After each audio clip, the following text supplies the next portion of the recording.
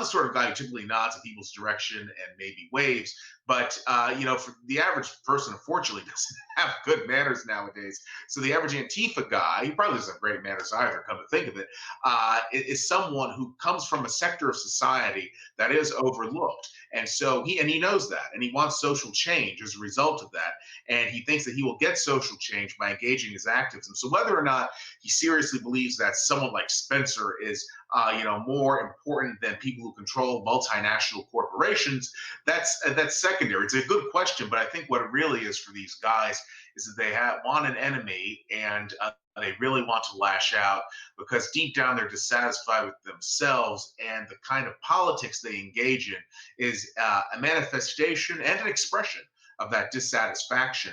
And that is the way I see it. Also, a lot of these guys probably have a psychological profile. I'm not a mental health professional, but this is just my take. They probably have a psychological profile that leans toward being a believer. Generations ago, these guys would have been maybe, I don't know, reverends or priests. Or I'm thinking about one prominent Antifa dude, the bike lock guy who was clocking people over the head with a bike lock. He turned out to be a community college teacher of ethics. So I think that he's actually fairly representative of many people in Antifa. And then I want to tackle this super widespread notion in the chat, and that is that people are falling for media propaganda. By and large, people don't fall for media propaganda in important issues, because otherwise we wouldn't be here anymore. If people could be so gullible, if people could be so influenced, if people could be turned into zombies by certain information, then Donald Trump would never have been elected president. So it's seeking a magic key for understanding reality. It's like, oh, the media is teaching people, and then they're just zombies. They get this bit of information. It's like a zombie bite. They turn into zombies, and they do everything that the media tells them. This is reaching for a magic key to try to interpret how the world works, and just like one easy to understand, easy to say perspective, but it's absurd. There is no magic key that unlocks how the world works. It's not the media that's telling people to do things and then you go ahead and do it. Like, what do you do in an important matter that is because of the media? And do you really think that you're so superior to the rest of humanity that only you see through media lies?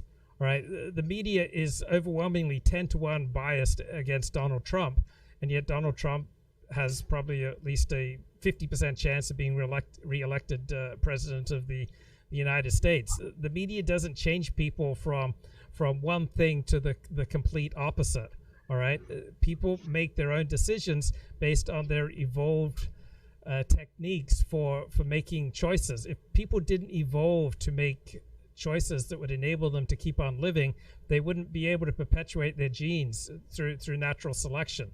So remember, we did not evolve to be gullible. If you want more precise elaborations on that, read Not Born Yesterday, The Science of Who We Trust and What We Believe, and just give up this theory that the media says something and therefore people just fall into line. It's an easy lie. It's very appealing. Like, all sorts of these magic key perspectives on life are immensely appealing, but they're also the mark of the loser. Like, a loser does not need to reduce reality to some absurd magic key. The loser does not need to think, oh, everyone else, they just follow what the media says, but me, I'm the brave man standing alone who can really deconstruct what the media says, and everyone else is an idiot. So don't attribute to your enemies malevolence.